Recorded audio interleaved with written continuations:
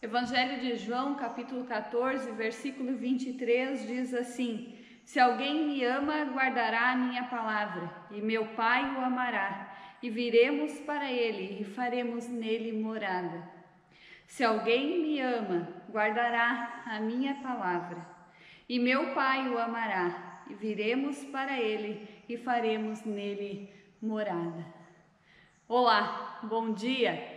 Nós queremos iniciar este culto com esta palavra, que nos afirma que se amamos ao Senhor, guardaremos a sua palavra. E assim Deus também nos ama e assim nós teremos morada junto com o Pai. Que eu e você possamos, em obediência ao Senhor, guardar a sua palavra, viver a palavra de Deus a cada novo dia da nossa vida. Vamos orar? Bondoso Deus e Pai, graças nós te damos pela oportunidade de mais uma vez ouvir a tua palavra e meditar na tua palavra. Venha com teu Santo Espírito falar ao nosso coração. Vai transformando e moldando a nossa vida conforme ao teu querer e a tua vontade. Assim, ó Deus, nós somos gratos a ti. Gratos porque tu nos dá esta liberdade de pararmos e de ouvirmos a tua palavra. Venha assim agir na nossa vida e transformar o nosso ser. Este culto, ó Deus, é para ti, é para a honra e glória do teu santo nome. Por isso nós também oramos em nome de Cristo Jesus, que é nosso Senhor e Salvador. Amém.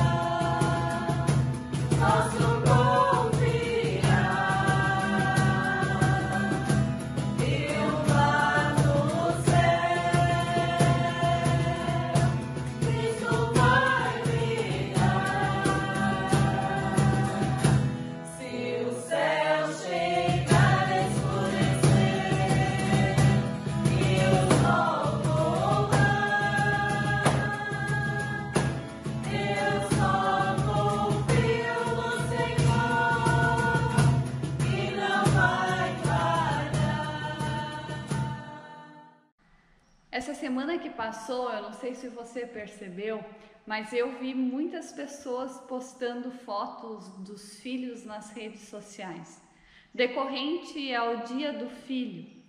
E a pergunta que eu quero fazer é: como você gostaria que seus filhos ou seu filho fosse? Como você gostaria que seus filhos fossem?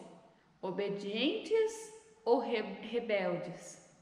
Acredito que todo pai, toda mãe gostaria que o seu filho fosse uma criança, uma pessoa obediente.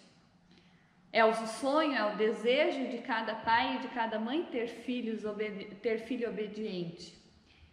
E agora eu faço uma nova pergunta. Olhando para nós, que tipo de filhos temos sido? Temos sido filhos obedientes ou rebeldes? O texto que eu quero convidar você junto comigo a meditar neste dia é uma parábola que Jesus conta no Evangelho de Mateus.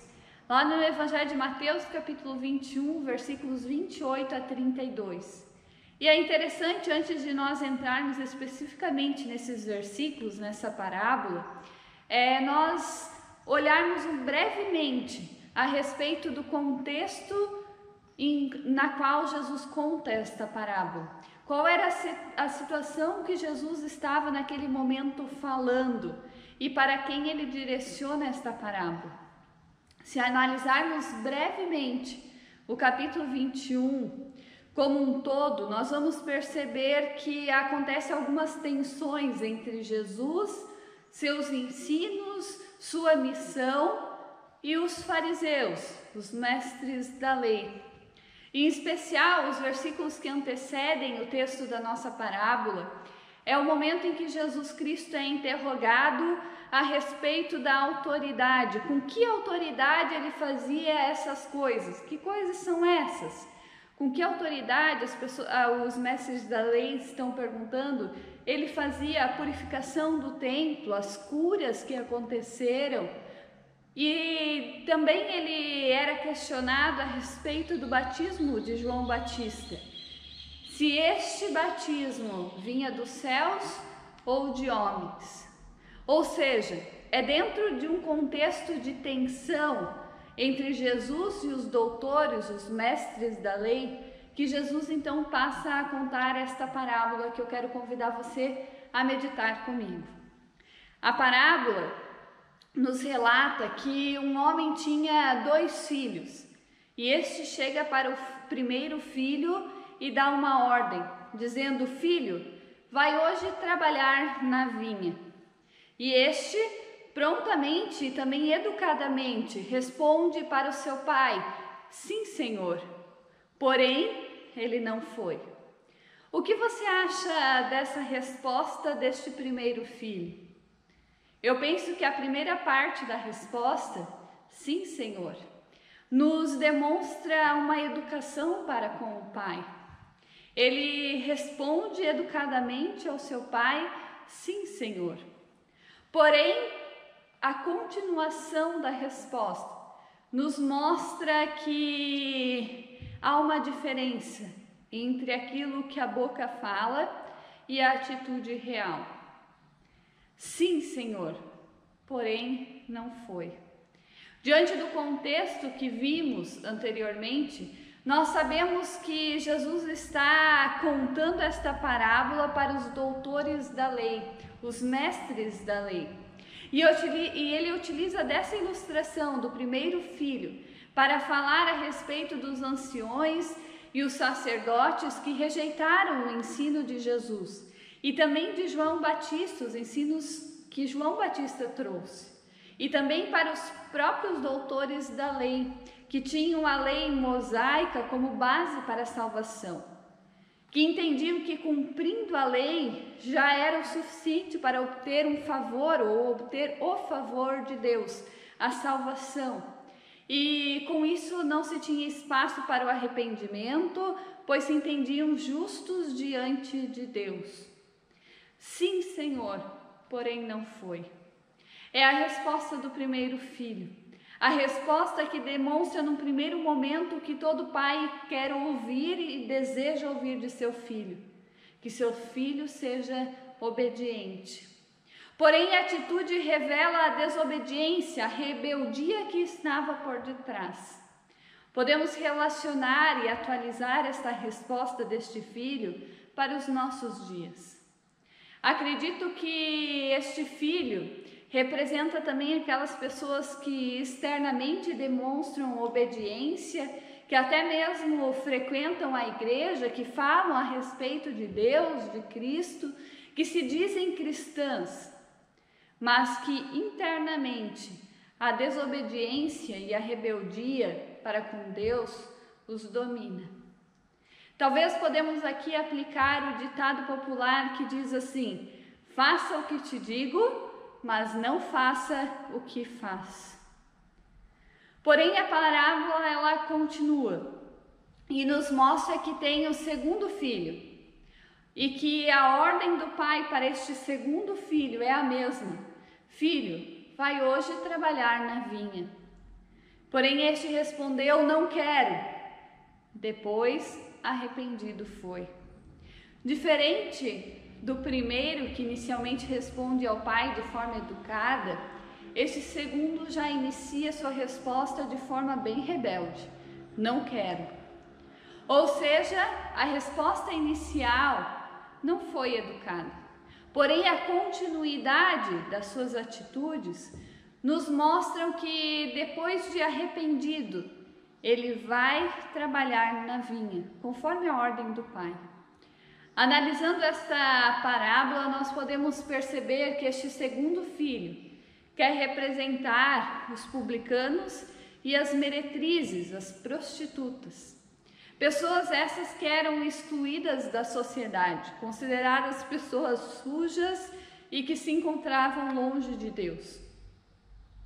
E depois de apresentado então os dois filhos, a parábola nos continua e nos apresenta uma pergunta, dizendo: qual dos dois fez a vontade do Pai? E logo a resposta vem à nossa mente, e foi assim quando Jesus também falou esta parábola naquele contexto. Logo a resposta veio: é o segundo filho. Que tipo de filhos nós temos sido? Temos sido filhos obedientes ou filhos rebeldes? O versículo 31 e 32 do nosso texto, Jesus diz assim: em verdade vos digo que publicanos e meretrizes vos precedem no reino de Deus. Porque João veio a vós outros no caminho da justiça, e não acreditastes nele, ao passo que publicanos e meretrizes creram. Vós, porém, mesmo vendo isto, não vos arrependestes, afinal, para acreditardes nele. Ou seja, podemos concluir que pela graça de Deus, os publicanos e as meretrizes, eles tinham a consciência de que eram pecadores, que viviam em rebeldia, em desobediência ao Senhor. Porém, ouviram ao chamado de Deus e dessa forma eles se arrependeram e creram no Senhor. O que faltava para os doutores da lei era justamente esse reconhecer que realmente eles também eram falhos e pecadores, ter essa consciência de que eles também precisavam se arrepender, também precisavam do arrependimento. Em Romanos 3:23, um texto que eu acredito que você sabe de cor, diz assim: todos pecaram e carecem da glória de Deus. Todos pecaram e carecem da glória de Deus. Todos, sem exceção. Também eu e você pecamos e carecemos da glória de Deus. Precisamos reconhecer que não somos melhores ou piores do que os outros. Somos pecadores. Pecados diferentes, sim, talvez, mas indiferente de qual pecado eu tenho cometido, todos os pecados me separam de Deus. Todos me levam a uma morte e a uma condenação eterna. Por isso, chamado já de João Batista, era para que as pessoas se arrependessem, porque o reino de Deus estava próximo, está próximo. O chamado de Jesus também é de constante arrependimento, porque diariamente falhamos e pecamos, diariamente nós pisamos na bola no que se refere a questões da fé. Também nas questões de condutas no nosso dia a dia, nós pecamos, erramos, falhamos. Que tipo de filho nós temos sido? Temos sido filhos obedientes ou filhos rebeldes?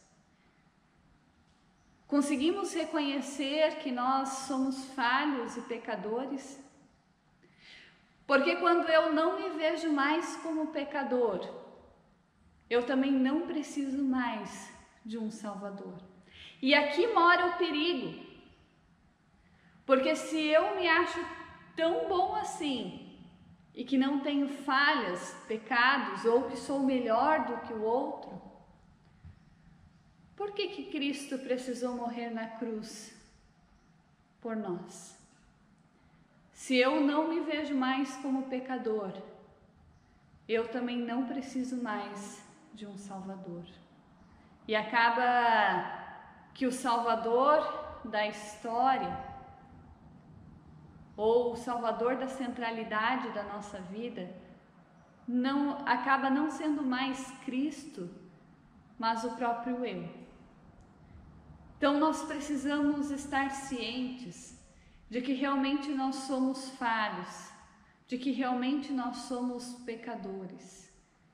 Deus nos chama a vivermos uma verdadeira obediência, uma obediência não só da boca para fora, mas uma obediência que reflete nas nossas atitudes, naquilo que nós fazemos ou deixamos de fazer, daquilo que nós falamos ou deixamos de falar.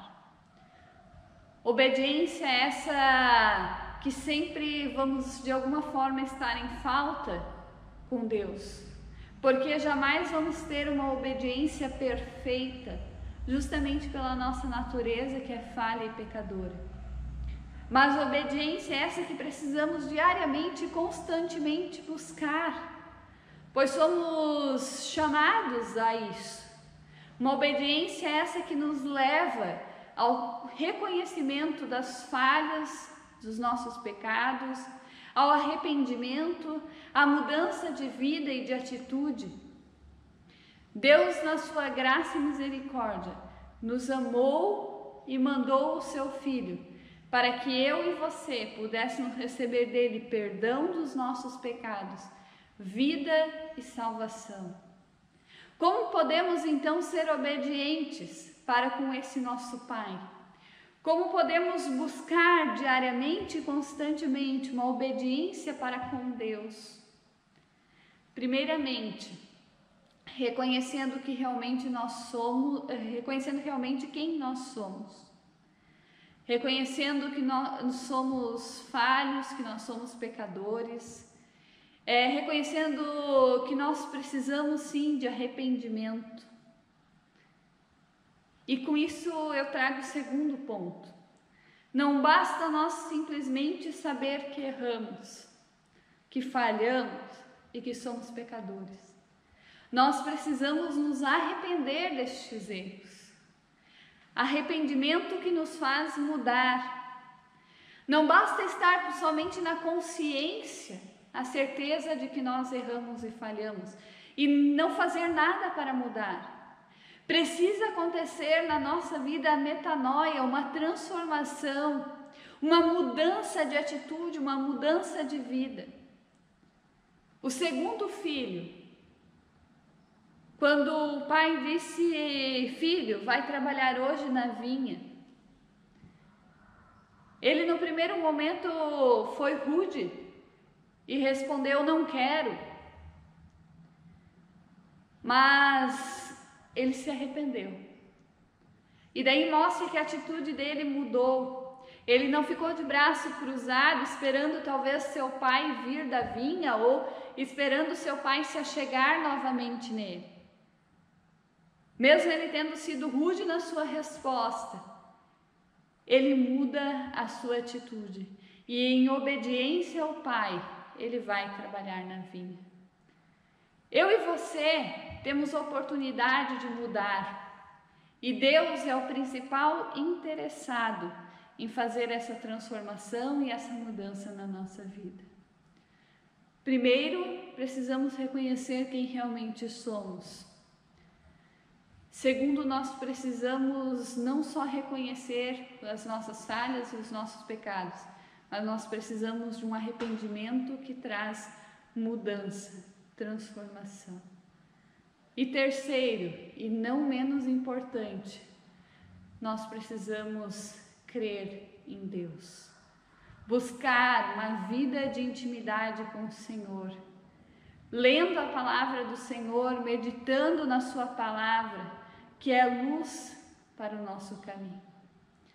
Que assim Deus, com a sua graça e misericórdia, nos ajude a sermos obedientes, nos ajude a reconhecermos as nossas falhas e mudarmos de atitude, mudarmos de vida, deixar Deus nos transformar, para que a gente responda ao chamado de Deus em obediência, com amor e alegria, para servir ao Senhor todos os dias da nossa vida.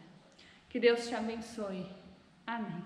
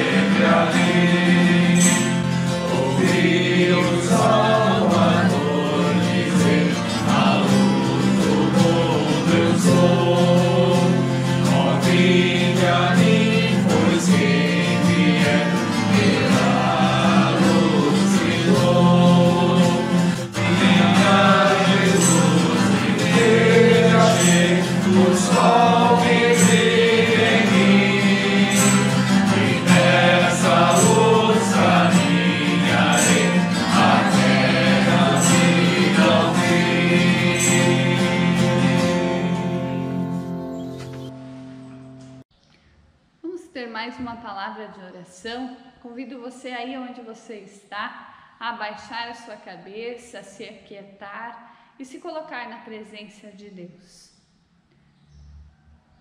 Bondoso Deus e Pai, nós queremos mais uma vez te agradecer pela tua palavra que é luz para o nosso caminho.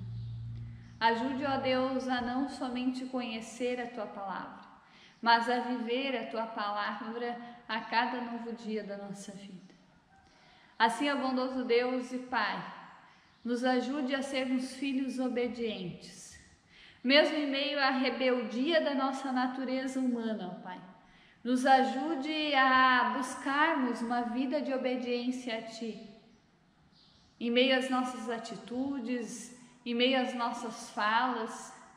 Nos ajude a termos atitudes que correspondam a uma vida cristã verdadeira contigo, de intimidade contigo. Assim, ó bondoso Deus e Pai, nós somos gratos, porque um dia tu deste do teu Filho Jesus Cristo nosso Senhor e Salvador, para que nós novamente pudéssemos ser reconciliados contigo. Graças te damos, ó Pai, porque naquela cruz Cristo carregou os nossos pecados, a nossa rebeldia, nos fazendo, ó Deus, com que a gente pudesse novamente nos conectar, nos aproximar de Ti. Assim, ó Deus, nós somos gratos pela semana que passou, obrigada pelo Teu cuidado para conosco. Assim queremos entregar a nova semana aos Teus cuidados, pedindo que Tu estejas, ó Deus, direcionando a nossa vida e mostrando qual é o Teu querer e a Tua vontade para cada um de nós. Esteja, ó Deus, com aquelas pessoas que por algum motivo têm sofrido, esteja Tu consolando, carregando e abraçando cada um em suas necessidades. Estejas, ó Deus, com cada pessoa que também tem trabalhado à frente nesta pandemia, vai também guardando a vida de cada um.